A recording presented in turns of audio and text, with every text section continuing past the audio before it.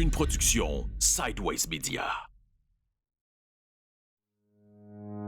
Bienvenue au balado Dernier souffle, un balado qui aborde la fin de vie et les soins palliatifs avec humanisme, ouverture et transparence. Animé par Catherine et Véronique, on vous invite dans ce bel univers. Bonne écoute! Bonjour tout le monde, bienvenue à un nouvel épisode de notre balado Le Dernier souffle.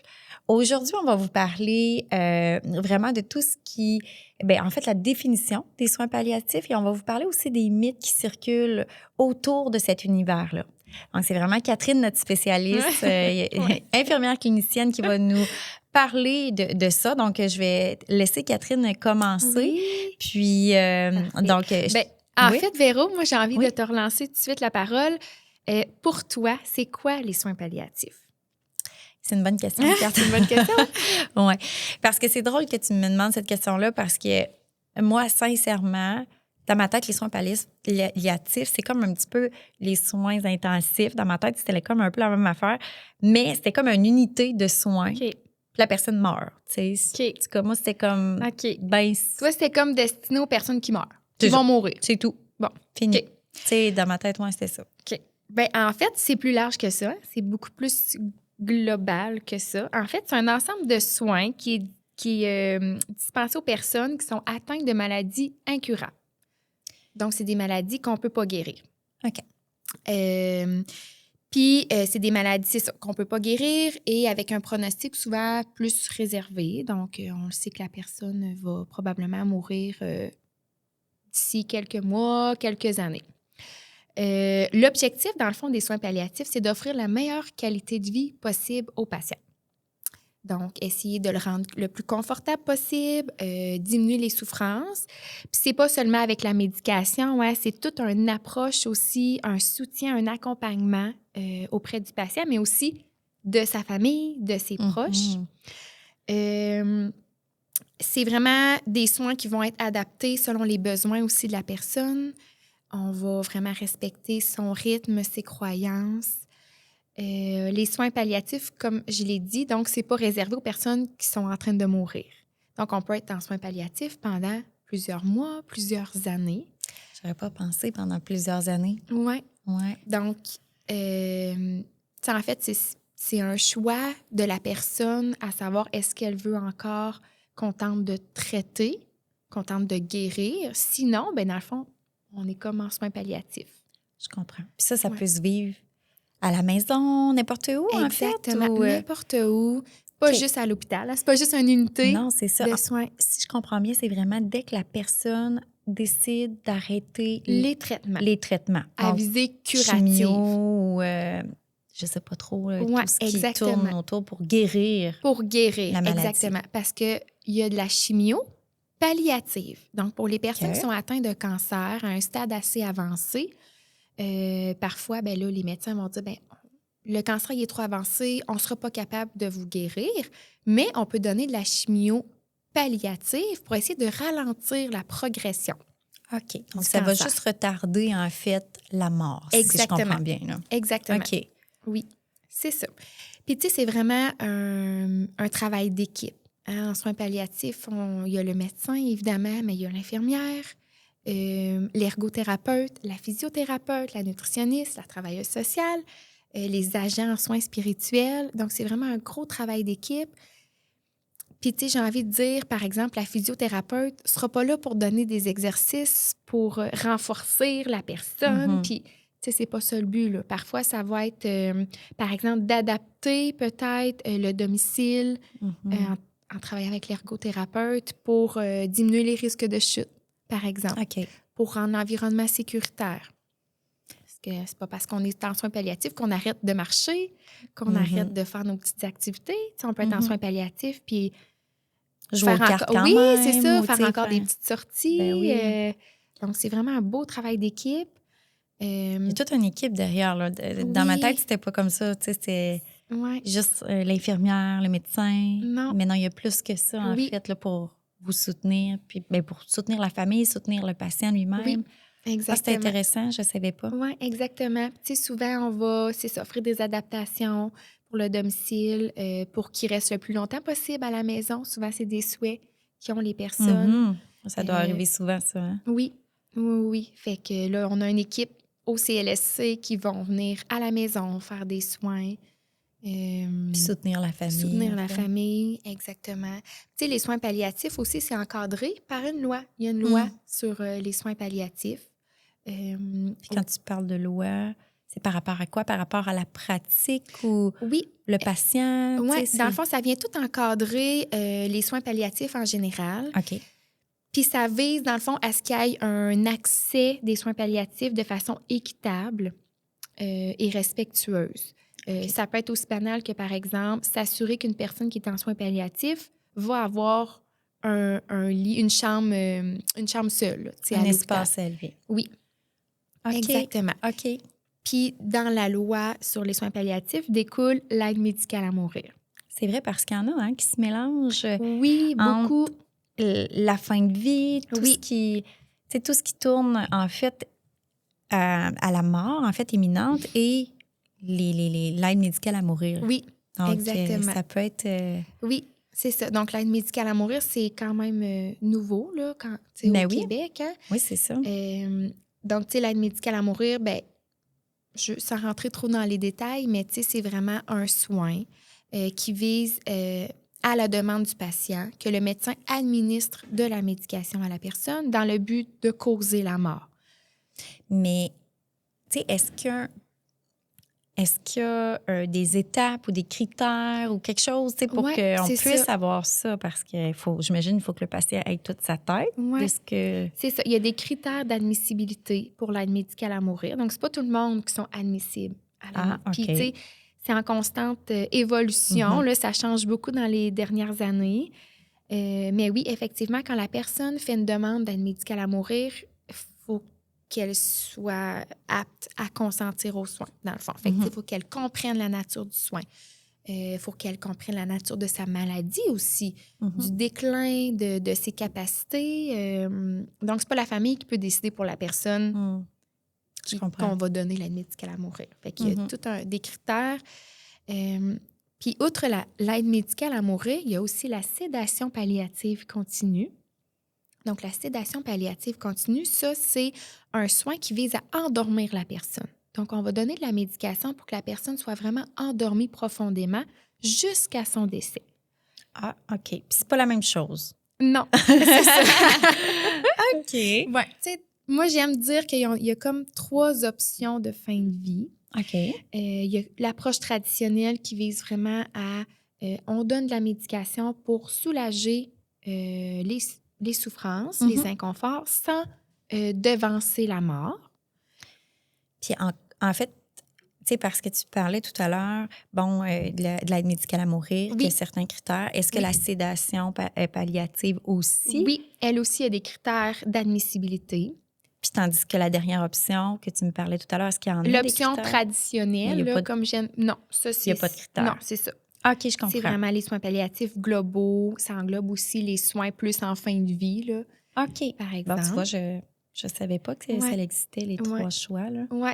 Puis c'est sûr que, tu sais, c'est 3 options de fin de vie, mais c'est pas 3 options de fin de vie qu'on va offrir comme un menu, là, à une personne qui a une annonce de diagnostic incurable. C'est vraiment pas ça.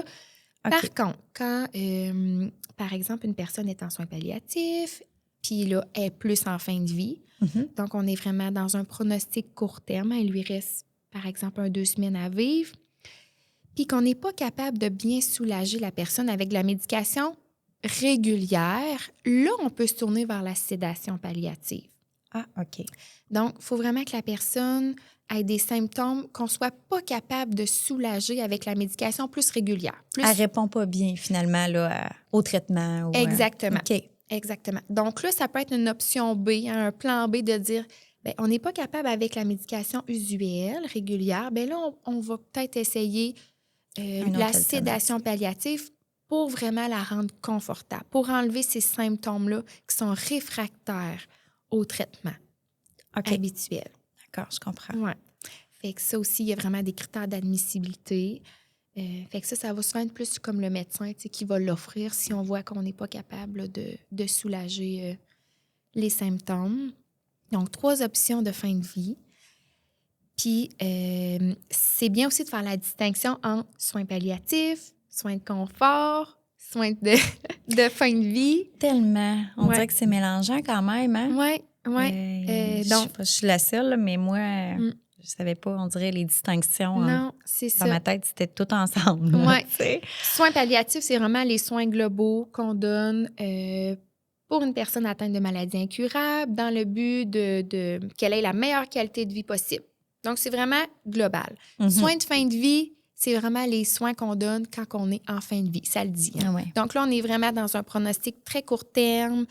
Souvent, là, on est plus dans un épisode où ce que la personne va presque plus s'alimenter, presque plus bouger. Tu sais, c'est ça. C'est plus en fin de vie. Soins de confort, bien souvent, ça fait partie un peu des soins palliatifs globaux. Là. OK. C'est des C'est soins- tout au long un peu du Oui. processus Oui, c'est ça. pour soulager C'est les souvent, petits... Ouais, utiliser en même temps que le terme soins palliatifs. Là. OK, Ouais. je comprends.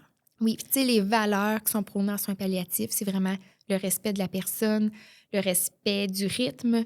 On tente de préserver la dignité de la personne aussi tout au long de son épisode de soins. Donc, c'est ça. On respecte vraiment les désirs de la personne, ses croyances, tout en accompagnant, soutenant aussi sa famille là-dedans. Donc, c'est assez global. Puis, tu sais, c'est quand même une expertise. C'est une spécialité Oui. en soi. Hein, on le voit, là. Il y a des unités maintenant de soins palliatifs dans les plus gros hôpitaux. Des chambres, vraiment, il y a des unités vraiment réservées pour les soins palliatifs. Il y a des maisons de soins palliatifs. Hein, C'est vrai. aussi. Donc, nous, à Thetford, on est chanceux. Au Maison moment de où on fin de vie. enregistre, là, elle va bientôt ouvrir. Donc, C'est vrai. C'est vrai. Puis, ouais. ça m'amène à réfléchir. Justement, tu sais, on parlait de mythes tout à l'heure. On voulait démystifier certaines choses. Puis, et je me demandais si c'est quoi les mythes qui reviennent plus souvent, où les gens se font des idées, peut-être, soit des soins palliatifs ou de la pratique. Est-ce qu'il y en a, en fait, justement, qui se posent beaucoup de questions ou qui a des fausses croyances là, par rapport à votre domaine? Oui, ben oui, il y a beaucoup de mythes qui circulent. Puis justement, je me suis noté 10 mythes qui sont les plus populaires, je dirais. Tu sais, j'ai vraiment appris ça de l'Association québécoise des soins palliatifs et OK. du portail palliatif canadien.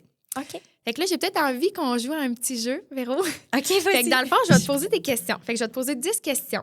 OK. Puis tu me diras si c'est vrai ou si c'est faux. Puis OK. après, on en jase. Parfait. C'est super. bon? Donc, ben, je pense que j'ai peut-être répondu à certaines questions en définissant les soins palliatifs, mais on y va. Question 1. Les soins palliatifs précipitent la mort. Vrai ou faux? Précipite la mort? Ouais.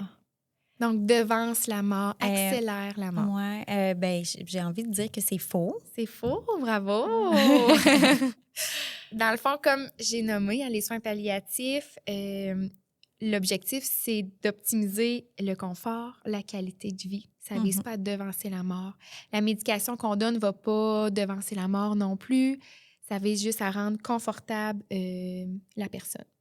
Puis comme je nommais, plus qu'on en parle des soins palliatifs tôt dans la trajectoire de maladie, mieux en fait qu'on va maximiser ce processus-là, son confort, puis alors, Tout voilà. ce qui entoure. Oui, exactement. Numéro 2. Les soins palliatifs sont réservés aux personnes en train de mourir du cancer. Ben, faux. Faux! Ben oui! Hein, dans le fond, les soins palliatifs, c'est pour tout le monde. Peu importe la maladie, peu importe l'âge, peu importe ton statut social, hein, les soins palliatifs, c'est vraiment pour tout le monde. Puis que peu importe la maladie, que ce soit un cancer, une maladie rénale, pulmonaire, cardiaque, c'est vraiment pour tout le monde. OK. Numéro 3. Lorsqu'une personne en fin de vie cesse de manger, elle ne ressent plus du tout la faim. Hey, j'ai envie de dire que c'est faux aussi. C'est vrai. Ah, c'est vrai? C'est vrai. Ouais. Ah! Quand une personne en fin de vie arrête de manger, c'est parce qu'elle n'a pas faim. OK. Elle ne va pas mourir de faim. ça, c'est aussi quelque chose que j'entends chez les familles, de savoir justement, est-ce qu'on peut faire quelque chose? On peut-tu la nourrir, lui donner un gavage, mettre un soluté, elle va se déshydrater, mais elle n'a pas faim. Puis au contraire, si on force trop pour la nourrir, on risque de causer beaucoup plus de tort que de bienfaits. Hein, souvent, quand on est dans le processus de fin de vie, c'est que la maladie, elle évolue tellement que le corps, il est comme en mode, ben c'est ça, on s'en va vers la fin. Hein, c'est le processus naturel de fin de vie. Donc, spontanément, la personne va perdre l'appétit, va perdre même le goût de boire. Donc, C'est fou comment que le corps est fait, là. Ouais. Ouais. Numéro 4. Oui.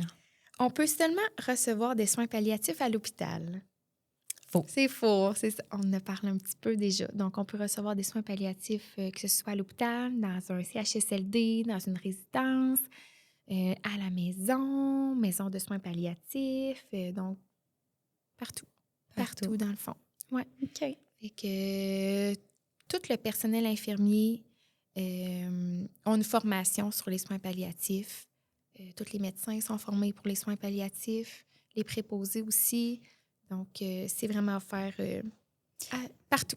Bien, c'est ça. Ouais. Puis quand tu disais tantôt la différence entre à la maison et à l'hôpital, surtout en fin de vie, c'est, bien, en tout cas, de ce que je comprenais, c'est vraiment que à la maison, l'équipe médicale ne peut pas être là 24 heures sur 24. Non. Donc, non. ils ne peuvent pas poser les mêmes questions, ne peuvent pas, Ouais. tu sais, Ouais. tout C'est ce ça. qui C'est est... sûr qu'à la maison, c'est le CLSC qui va se déplacer pour faire des soins à domicile, qu'on appelle. Donc, c'est sûr que l'infirmière, elle peut se déplacer une fois par jour, mais elle ne peut pas être là 24 heures sur Non, c'est 24 ça. pour, par exemple, donner de la médication, faire les soins d'hygiène. Donc, on a une certaine offre de service. On peut offrir certaines choses, mais il faut vraiment que ce soit la famille qui participe beaucoup. Donc, c'est la famille qui doit assurer de donner la médication Correctement. Toujours avec le support de l'infirmière, mais c'est pas elle qui fait l'action de donner, par exemple. Je comprends. Puis à la maison, on peut se rendre jusqu'au décès. On peut décéder à la maison.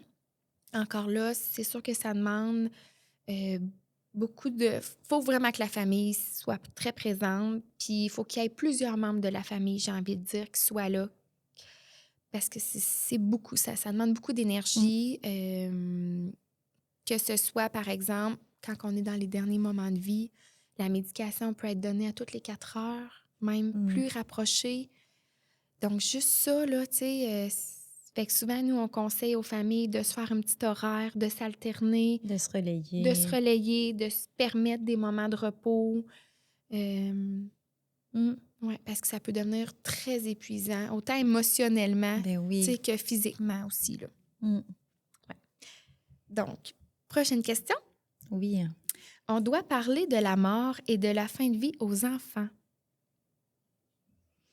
Bien, j'ai envie de dire que c'est vrai. Oui, c'est vrai. C'est vrai. C'est vraiment important de les informer, les enfants, même si des fois, on a tellement envie de les protéger, puis on voudrait pas qu'il y ait de peine, tu sais, Mais non, il faut dire les vraies choses.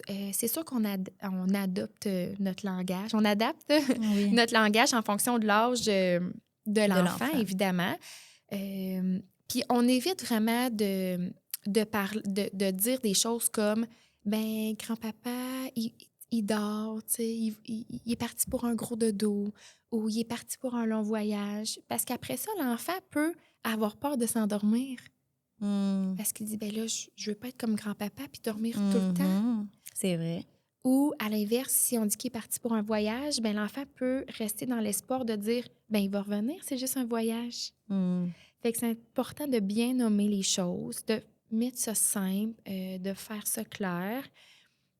Si jamais on a on sait pas comment aborder ça avec l'enfant, là, tu sais, je le sais que le site Internet Naître et Grandir, si jamais on a besoin d'aide pour en parler avec notre enfant, on peut se référer au site Internet de la Société canadienne du cancer ou même de Naître et Grandir. Là, ils ont un beau volet là, de comment parler de la mort avec les enfants.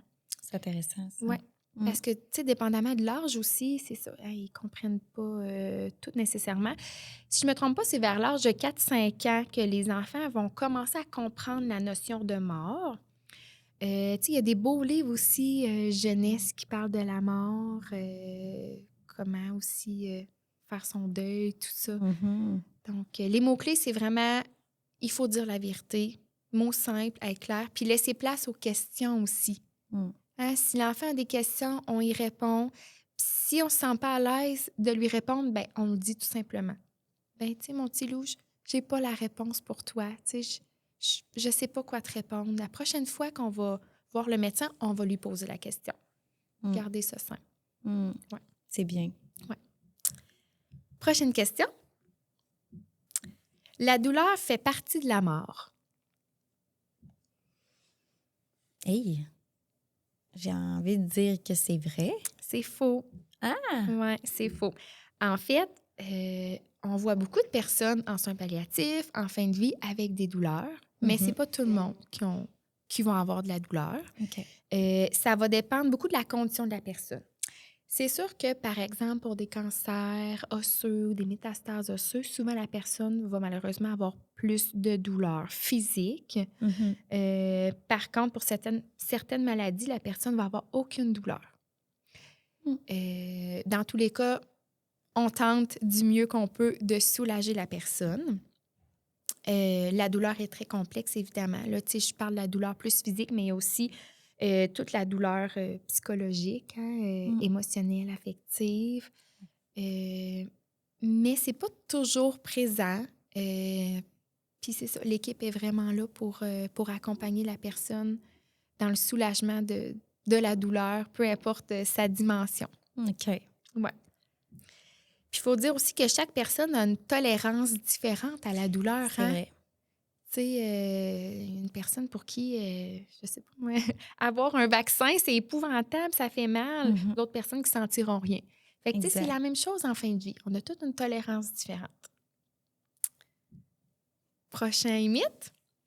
L'administration d'analgésiques en soins palliatifs entraîne une dépendance.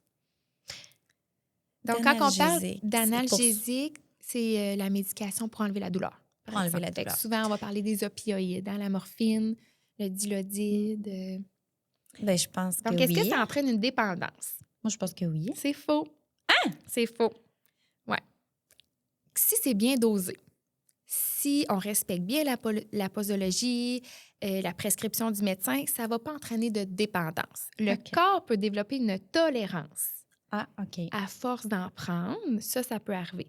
Mais pour développer une dépendance, c'est vraiment quand on a un usage inadéquat, là, des analgésies, là, des opioïdes, comme j'ai nommé la morphine, le dilodide, par exemple. C'est sûr qu'on voit souvent en soins palliatifs qu'on doit augmenter les doses. Hein. Fait que c'est pour ça que les gens ils disent il est devenu dépendant, il en prend tout le temps plus. Mais il ne faut pas oublier aussi que la maladie, elle évolue. Donc, il y a peut-être, par exemple, pour des cas de cancer, il y a peut-être plus de métastases qu'il y en avait avant. Donc, il y a peut-être plus de douleurs. Donc, là, pourquoi on doit toujours réajuster la médication. Puis pourquoi aussi c'est important de ne pas juste avoir une seule molécule. Hein. Souvent, on agit, on traite en fait avec la co-analgésie qu'on appelle. Donc, on utilise différentes classes de médicaments pour être sûr d'assurer le meilleur confort, avoir un confort optimal. Prochaine question? Oui. La morphine ne va pas précipiter la mort. Vrai. C'est vrai, oui. Donc, ben c'est ça. La morphine ou tout autre médicament là, de la classe des opioïdes, si c'est bien dosé, évidemment, ça ne va pas devancer la mort. Encore là, c'est juste dans le but de soulager la personne, soulager les inconforts. C'est drôle que tu me dises ça parce que mon père avait cette pensée-là. Ah oui. Vraiment. Et dans sa tête, dès le moment où il allait prendre de la morphine ou peu importe, ça allait précipiter sa mort. Puis je pense que ça lui créait une anxiété. Ah oui. Oui. Je l'entends énormément, ça. Oui, puis même que il y a certaines familles, par exemple, un patient qui est dans un état là, qui ne peut plus parler, tout ça, ben des fois, c'est les familles qui nous disent ben là, il ne faut pas trop y en donner parce que ça va le faire mourir. Mm. Mais non, ça ne précipite pas la mort. L'important, c'est vraiment de garder à l'esprit qu'on donne la médication pour le confort, pour soulager la personne. Puis justement, si on a besoin d'en donner plus, ben c'est signe que la maladie évolue, puis c'est peut-être signe que la fin de vie approche de plus en plus aussi. Mhm. Tu sais. Fait que, puis il y a des effets secondaires, évidemment, à la médication, par exemple à la morphine, hein, ça va créer une somnolence. La personne va être de plus en plus endormie. Fait que c'est une autre raison pour laquelle, des fois, on nous dit, ben je veux pas trop en prendre, je suis ben trop endormie, sinon, mais c'est-tu mieux être réveillé puis être souffrant? Non, C'est ça. c'est Non. ça. Mm. Ouais. Fait qu'on est mieux d'être bien soulagé, peut-être plus somnolent, mais quand on a des beaux moments d'éveil, on en profite à 100% avec nos proches. Mm. Puis après ça, quand on a nos périodes plus où ce qu'on dort plus, ben là, au moins, on le sait qu'on est bien, qu'on est confortable. C'est ça. Ouais. Exact. Exactement. Prochaine question. Les soins palliatifs sont signe qu'il n'y a plus rien à faire. Vrai? C'est faux. Ah! Ouais. Ben, tu sais, moi, ce que j'aime dire, c'est que si on pense qu'il n'y a plus rien à faire, c'est qu'on se limite à penser qu'il n'y a plus rien à faire pour guérir la maladie. Mais au contraire, il reste encore tellement à faire pour la personne, pour sa qualité de vie, pour qu'elle soit bien, pour que ça se passe bien. Donc, oui, il n'y a plus rien à faire pour la maladie comme telle. C'est vrai qu'on ne peut plus la guérir. Mais si on prend la personne dans son entièreté, il y a plein de choses qui restent à faire pour qu'elle soit bien, tu sais, pour assurer son confort, puis qu'elle puisse quand même profiter des derniers temps qui lui restent, qu'elle puisse quand même profiter de ses visiteurs, de ses petites activités qu'elle aime faire. Voilà. Ah, c'est beau. Je l'avais pas vu comme Puis, ça. ouais. Puis il y a une belle phrase aussi qui est assez populaire en soins palliatifs, c'est « Quand il n'y a plus rien à faire, tout reste à faire ». Tellement C'est simple, mais ça beau. veut tellement dire, je trouve. Ouais. Ouais. Dernière question, Véro. Oh, la dernière. Oui. Les proches peuvent ressentir un sentiment d'abandon lorsque notre proche n'a pas pu mourir chez lui. C'est vrai, je C'est pense. vrai, mais oui, Ouais. malheureusement. Puis, tu sais, même avec les meilleures intentions du monde, quand une personne demande à mourir chez elle, des fois, c'est peut-être des demandes qui sont trop grandes et irréalistes dans le contexte de vie actuel, dans le contexte familial de la personne. Donc, comme on parlait un petit peu plus tôt, c'est demandant pour les proches d'accompagner une personne à domicile parce qu'on n'est pas capable d'assurer de l'aide 24 heures sur 24. Puis ce qui est important aussi, c'est que la personne aidante, là, les proches aidants, il faut aussi qu'ils pensent à eux là-dedans. Parce qu'on ne peut pas aider quelqu'un si nous-mêmes, on est malade ou si nous-mêmes, on est épuisé. C'est plus difficile en C'est ce encore temps-là. plus difficile. Puis quand la personne est à domicile, ben les proches, vu qu'ils doivent s'occuper de la médication puis de faire des soins physiques, là, ben, sont moins aptes à faire un accompagnement psychologique. C'est sûr, ils sont très dans les émotions, là. Tu sais, c'est la famille directe. Donc, oui, les exactement. proches. Ouais. Puis, tu sais, c'est beaucoup là, à gérer pour une personne, par exemple, qui n'a aucune connaissance dans le domaine de la santé, aucune connaissance sur la médication, puis là, qui doit commencer à gérer... Même sur les étapes, tu sais, un petit peu qui Oui, s'en viennent. oui, Des fois, ils peuvent être surpris ouais, par ce qui s'en vient. Non, par ce qui exactement. s'en vient, pardon, mais Ouais. Ça fait... Ouais. Puis, tu sais, dans le fond, l'important, c'est vraiment que la personne ait les meilleurs soins possibles, peu importe où, dans le fond. Tu sais. Puis, un agent spirituel m'avait déjà dit, tu sais, dans le fond, qu'est-ce qu'on aime de la maison? C'est souvent les gens qui y habitent. Fait que les gens qui habitent dans la maison, ils vont suivre la personne qui est malade. Ils vont la suivre peu importe où qu'elle va, que ce soit à l'hôpital, en CHSLD, en maison de soins palliatifs. Fait qu'on peut se sentir comme à la maison, mais à l'hôpital. T'as raison. tu sais. Fait que, Ah, c'est beau. ouais. Fait que c'est ça. Ouais. Ça fait le tour, Véro, de nos questions. C'est vraiment intéressant. Je suis Oui. contente. Ouais. Ouais. Est-ce Ouais. que j'ai clarifié Oui, vraiment. oui, certaines Ouais. choses? Ouais. Ouais, je suis contente de savoir, en fait. Tu Ouais. vois, des fois, on en entend parler, mais on ne sait Ouais. même pas si c'est vrai ou pas vrai. Non, exactement. Ça a vraiment démystifié chaque point. Puis, Ouais. ouais, merci beaucoup. Bon, tant mieux. Si jamais à la maison, vous avez d'autres questions plus précises, peut-être, n'hésitez pas à nous écrire. Ça va nous faire plaisir de vous répondre. Oui, puis comme on l'a dit en fait au dernier épisode, vous pouvez nous suivre sur les réseaux sociaux. On va vous donner quelques trucs, quelques conseils, des petites Oui. pensées, Oui. que ce soit sur Facebook, Instagram. Oui. Vous allez pouvoir retrouver tous les vidéos sur YouTube et aussi toutes les audios sur Apple Music et Spotify. Donc, je vous remercie Merci beaucoup.